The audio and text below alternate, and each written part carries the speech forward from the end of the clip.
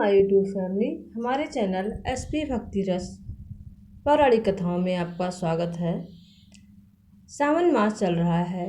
सावन मास में भगवान भोले शंकर की पूजा अर्चना का बहुत ही बड़ा महत्व है और इसमें कहानी और पौराणिक कथाओं को सुनने से भी प्रभु प्रसन्न होते हैं और उनकी कृपा सभी भक्तों पर बनी रहती है। तो आज हम आपके लिए लेके आए हैं बहुत ही प्यारी सी कहानी।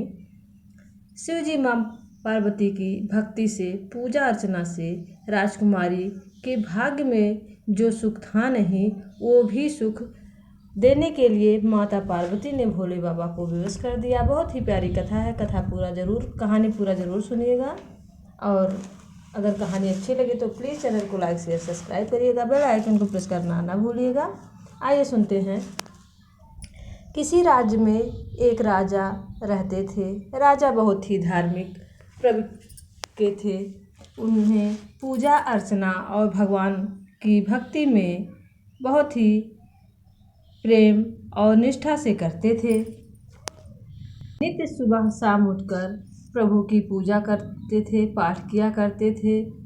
उन्हें किसी चीज़ की कोई कमी नहीं थी, परंतु उनके पास कोई संतान ना थी। फिर भी राजा पूजा करते समय सब कुछ मांगते, लेकिन संतान नहीं मांगते थे। एक बार की बात है, माता पार्वती शिव जी से कहने लगी, भगवान आप सारी प्रजा और सबको संतान दिया है, पर राजा को क्यों नहीं?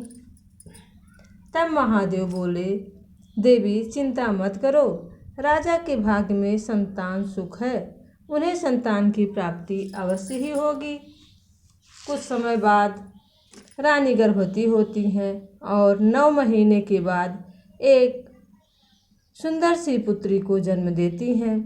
राजा बहुत ही खुश होते हैं और मंदिर जाते हैं और शिव जी को धन्यवाद देते हुए निमंत्रण देते हैं और कहते हैं, प्रभु मेरी बेटी को आशीर्वाद देने जरूर ही आइएगा।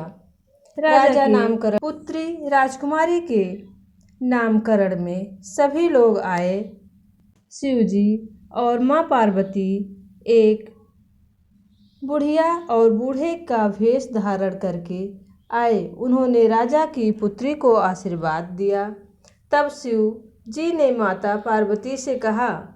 माता पार्वती ने भी और शिव जी ने भी पुत्री को बहुत ही आशीर्वाद दिया। फिर रास्ते में शिव जी ने माँ पार्वती जी से पूछा, हे देवी आपने आशीर्वाद तो दे दिया है। तब शिव जी ने माता पार्वती से कहा, पार्वती जी आपने आशीर्वाद तो दे दिया है, लेकिन भाग्य का लिखा बदल नहीं सकता। तब माँ पार्वती ने पूछा, ऐसा क्या लिखा है राजकुमारी के भाग्य में? भोले बाबा ने कहा, हे देवी इसके भाग्य में पति और पुत्र दोनों का सुख एक साथ नहीं लिखा है। पुत्र होगा तो पति नहीं, और पति होगा तो साथ में पुत्र नहीं रहेगा। दोनों का सुख एक साथ नहीं लिखा है, पर सुख एक का ही मिलेगा। धीरे धीरे समय बीतता गया। राजा की बेटी 7 साल की हो जाती है। वह भी अपने माता पिता के साथ मंदिर में जाकर भोलेनाथ माँ पार्वती जी की पूजा अर्चना किया करती थी और सोमवार का व्रत भी किया करती थी। धीरे धीरे समय बीतता गया। राजा की बेटी विवाह योग्य हो गई। राजा ने राजकुमारी का विवाह कर दिया। राजकुमारी अपने ससुराल चली गई। राजकुमार के और अपने सास ससुर के साथ सुखपूर्वक रहने लगी। कुछ समय बाद राजकुमारी गर्भवती हो गई, लेकिन उसने ये बात किसी को भी नहीं बताई, क्योंकि राजकुमार की माँ उससे बहुत चिढ़ती थी। कहती थी कि इसने मेरा बेटा छीन लिया है और सारी जायदाद की राजपाट की मालकिन बन बैठी है और इसी का राज चलेगा। इस बात से वह अपनी बहू से हमेशा चिढ़ा करती थी। एक बार की बात है, उसे मटकी फोड़कर अपने बिस्तर पर डाल ली। ऊपर से चादर बिछाकर उस पर लेट गई। जब राजकुमार आए तो उसने राजकुमारी से पूछा, माँ कहाँ है? राजकुमारी ने कहा, माँ सो रही है। राजकुमार माँ के पास गया और बोला, क्या हुआ माँ? राजकुमारी की माँ करवट बदलते हुए, मेरी हड्डियाँ टूट रही हैं बेटा। जब वह करवट लेती तो हड्डियों के टूटने की आवाज़ आती, क्योंकि उसके बिस्तर चादर के नीचे हाड़े के टुकड़े फूटे हुए रखे थे। मैं तुम्हारे लिए कुछ भी कर सकता हूँ। राजकुमार ने कहा, मुझे बताओ माँ, हड्डियाँ क्यों टूट रही हैं? मैं तुम्हारे लिए कुछ भी कर सकता हूँ। माँ ने कहा, जो मैं कहूँगी वो करोगे? मुझे तुम्हारी पत्नी का कलेजा चाहिए, फिर मैं ठीक हो जाऊँगी। बेटे ने कहा, ठीक है माँ, एक ही है, पत्नी तो दूसरी भी आ जाएगी। राजकुमार ने कहा, तुम्हारे मैके में। फिर वह गया और अपनी पत्नी से बोला, तुम्हारे मैके में शादी है, चलो हम वहाँ चलते हैं। राजकुमारी कहती है, ठीक है। राजकुमार तैयार होता है और रोने लगता है। फिर राजकुमारी तैयार होकर आती है और दोनों घोड़े पर बैठकर चल देते हैं। चलते चलते एक जंगल में पहुँच जाते हैं। वहाँ रुकते हैं। राजकुमारी कहती है, हम इधर से क्यों आए हैं? इधर तो जाने का कोई रास्ता भी नहीं है। राजकुमार कहता है, इधर से नज़दीक पड़ेगा, और पालकी वालों से कहता है, राजकुमारी को यहीं उतार दो और तुम लोग जाओ, अब मैं राजकुमारी को लेकर जाऊंगा। राजकुमारी थक गई थी। राजकुमारी को नींद आ गई। फिर राजकुमार ने सोचा, क्यों ना इसका कलेजा निकाल लूं, और राजकुमार ने राजकुमारी का कलेजा निकाल लिया। उन्होंने राजकुमारी के पेट में बच्चा देखा तो आश्चर्यचकित रह गए। बच्चे को ले लिया। बच्चा और राजकुमारी का कलेजा लेकर वह घर आ गए। राजकुमार ने अपने पत्नी का कलेजा और बच्चे दोनों को माँ को दे दिया, तो माँ ने बच्चे को नहीं लिया। फिर वह बच्चा लेकर ससुराल गया, वहाँ भी बच्चे को किसी ने नहीं लिया। राजकुमार बच्चे को लेकर भटकने लगा, लेकिन बच्चा किसी से नहीं लिया।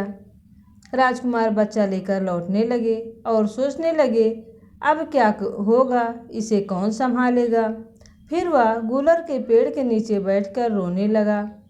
तो गूलर रानी बोली, क्या हुआ है, क्यों रो रहे हो? बच्चे को गोद में लेकर नहीं रोना चाहिए, इसे अपशगुन माना जाता है।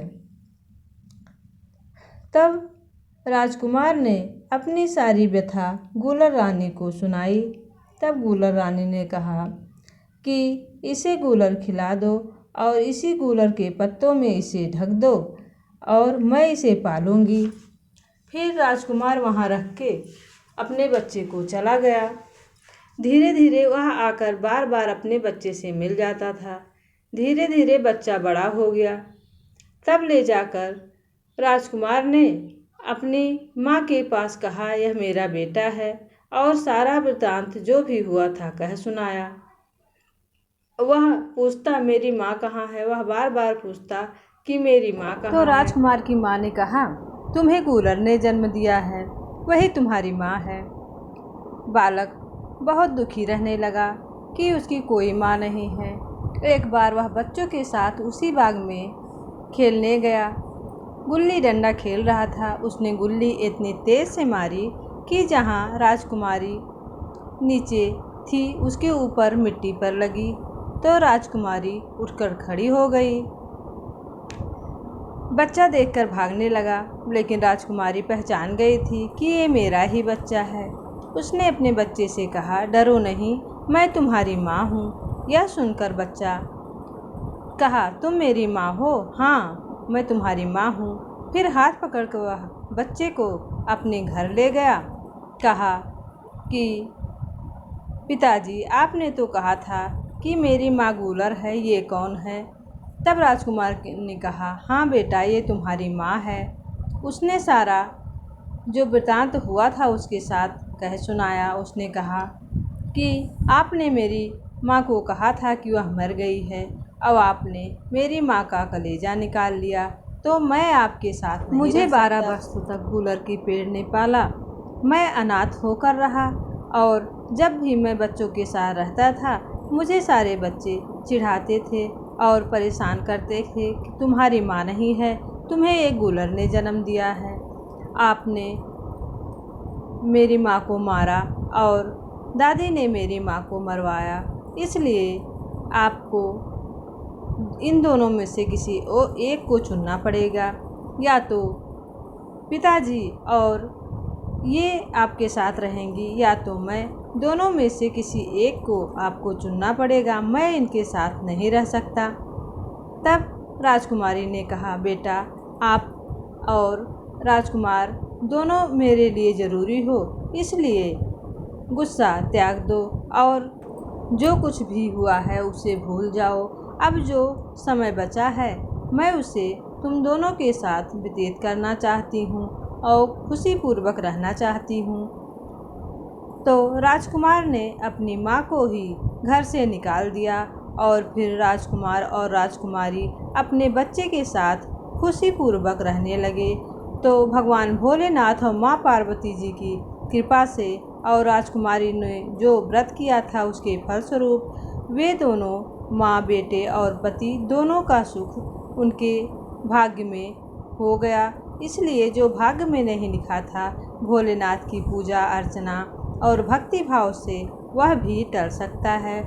तो अगर आपको ये भोलेनाथ की कहानी अच्छी लगी हो तो प्लीज़ चैनल को लाइक शेयर सब्सक्राइब करिएगा और कमेंट बॉक्स में बम बम भोले लिखना ना भूलिएगा। भोले बाबा की कृपा आप सब पर बनी रहे। चैनल को प्लीज़ लाइक शेयर सब्सक्राइब करिएगा। Thank you for watching.